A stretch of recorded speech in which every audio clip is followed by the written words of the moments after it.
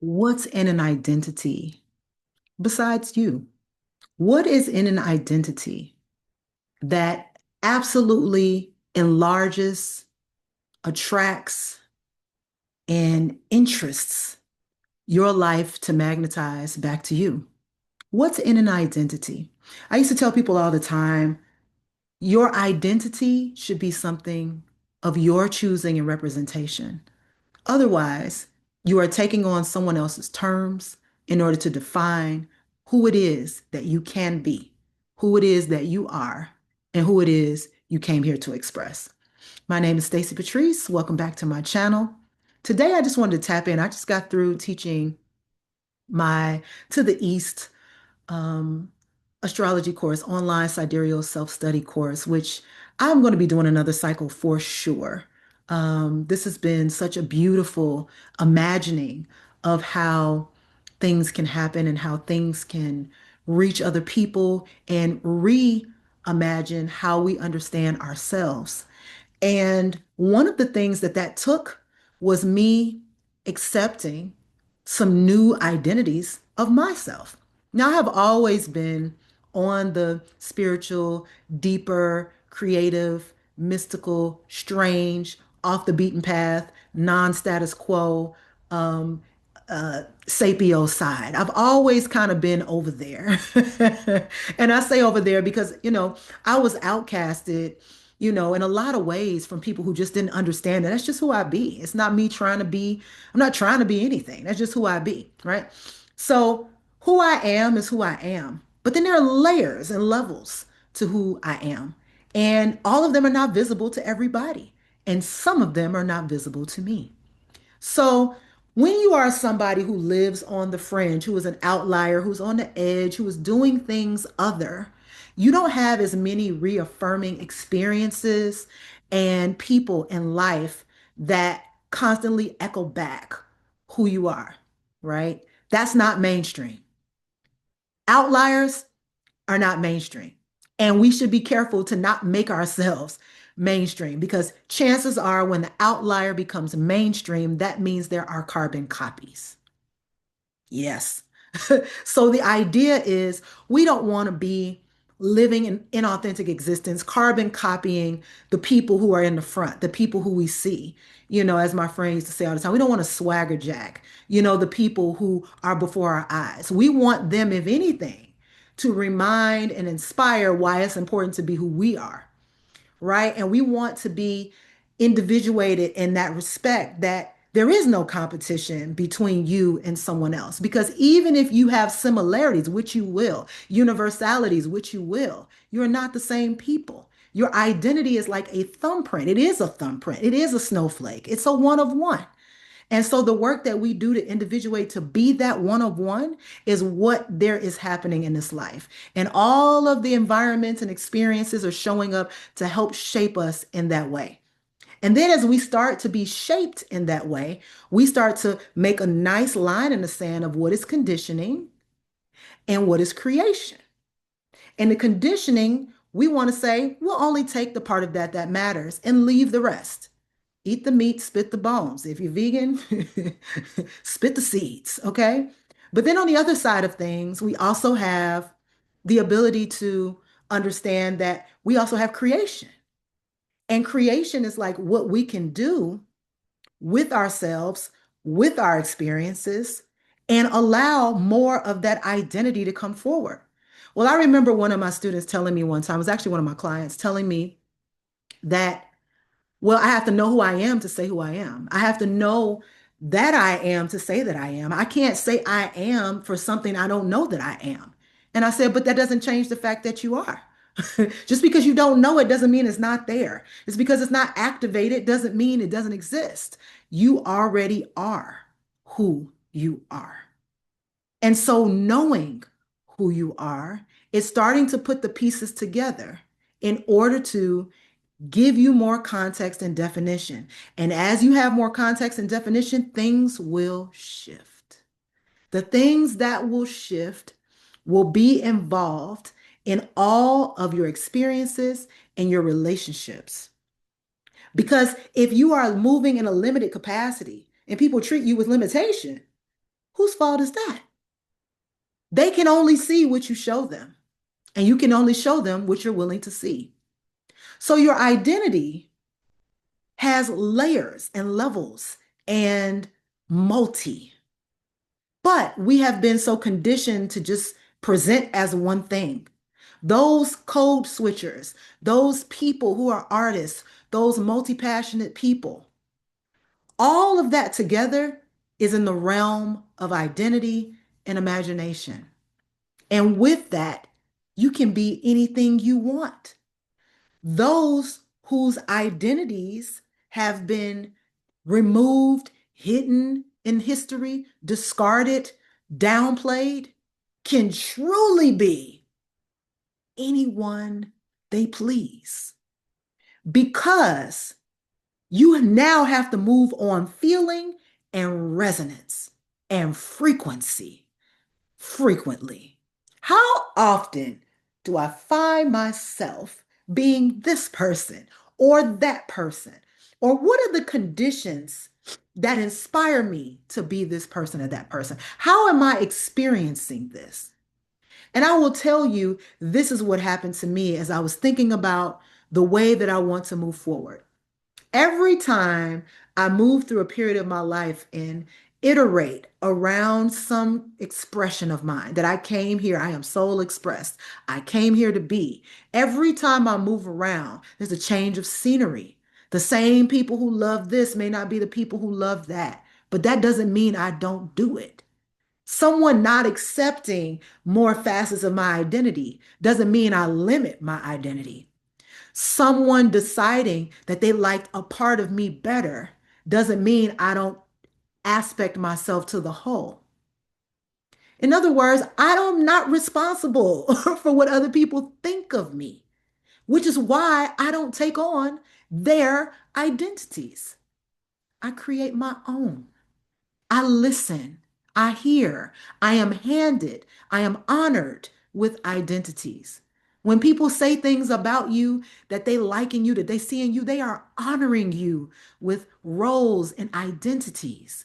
Things that they're giving you essentially with every compliment, medals and flowers for the ways in which you have shown up as yourself. When people criticize and critique who you are, they're saying, something about this I don't quite resonate with. Well, is that their identity at work or my identity at work? They don't have to resonate with it. But when they do, isn't that beautiful? Isn't it wonderful if you could get them to understand? Well, maybe you don't want to effort in getting people to understand, but how you show up is how people understand. And then the work they do to understand is how they really get it. So show up as yourself. I can't do this work that I'm doing here, now, or even then without a certain identity that gives me the authority to do it. I have done everything from the soul realm. All of my work comes from dreams and visions and downloads. My visioning of myself in the future is so rich.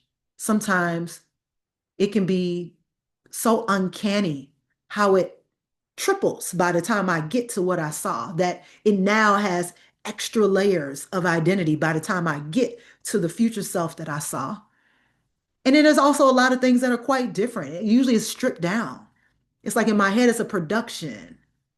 But then, when it happens, it's just the screen between us. Hey, ain't a whole lot going on. It's just here we are. So I'm saying that to say your identity is important. How you see yourself is so important. And also, if you are in the place where the identity that you most roll with is one that someone else gave you, then you are probably associating that identity with an ancestral identity. And there's nothing wrong with that either. But make sure when you take on an identity, it's not you accepting something that oppresses you and putting it on your head as a crown. That's the most important thing I can say. Sometimes people's identities that they force upon you don't actually liberate. They actually put you deeper in the trenches of the things you're trying to liberate yourself from. But it's because you keep speaking it into existence without ever looking at the etymology of a word, without ever understanding who were the people that created this and why did they call it this, without ever doing your own self-study. to say what comes up when I'm in my most authentic state, by myself, as myself, for myself. What does that look like? And then how can I serve up that identity in my everyday walk so that people that I meet can see me clearly? I'm not hiding anymore all of these mystical things that I've experienced in my life. They are a part of my walk. So why are they not a part of my identity? Why would they not be a part of my identity? When I first started doing soul work with the public, beautiful bird just passed by. When I first started doing, um, it was soaring, by the way, just gliding across the sky. When I first started doing soul work with the public, it was completely ahead of a lot of people. They heard the word and they just said, "Oh, soul, you just mean, people of the diaspora. That's soul. That's what you mean. You mean black people." Because that was their only concept of soul. Now, that's what they identify soul with. My concept of soul was innermost you, innermost me, innermost us, and the ways in which we have come together at this time with each other in order to create what it is that we get together about creating. And so, yes, that can separate into groups, cultural groups, that can separate into ethnic groups, that can separate into interests and hobbies and careers and roles. It can separate into so many things. But what can it unify was my question. So, yes, I am soul expressed. You are expressing something as well. Whether it is being expressed is the question. Whether that full range is being expressed is the question. But guess what? You're still here. You have time. You don't have to be the full range of any identity right now. The most important thing is being who you are as you learn it. Don't tuck it away. Don't put it in your suitcase. Don't hang it up in a closet. Being who you are as you learn it and learning how to have the wisdom and the courage to show up as that person because it's literally permeating inside of you. It's not something separate from you. So why turn it off? Why change it? Right? Pretty soon on this channel, you all will see more of these things, these expressions, these aspects of self. And I'll connect with more of you through them. Because I know if we're here connected and you're still listening and I'm still posting, there's an exchange happening. So y'all just might mess around and be my soul group. And this is how I had to meet you at this day and age because technology is what it is. Back in the day, we used to encounter people, out in the wild, as I like to say. We're out in the world. You go into a store and somebody says, "Excuse me, is that, did you get that from such and such?" And now these conversation starters, right? But the way we meet now are still conversation starters. They're still sensing and feeling. And I tell people all the time, the only people that show up for the things that I produce are people that are using their sensors and feelers. Because the people that don't use those literally don't think I'm talking to them. Because I'm not talking the language of logic. I'm not talking the language of, I guarantee this is how it's going to be and this is how it's going to happen. All I do is extend trust that these are my agreements, and then we're going to color all on top of that. So whether you are seeing this now or later, you might already see evidence of this, but this is the way that I move. And my identity allows me to be as, free as I need to be in order to be the instrument that this work comes through.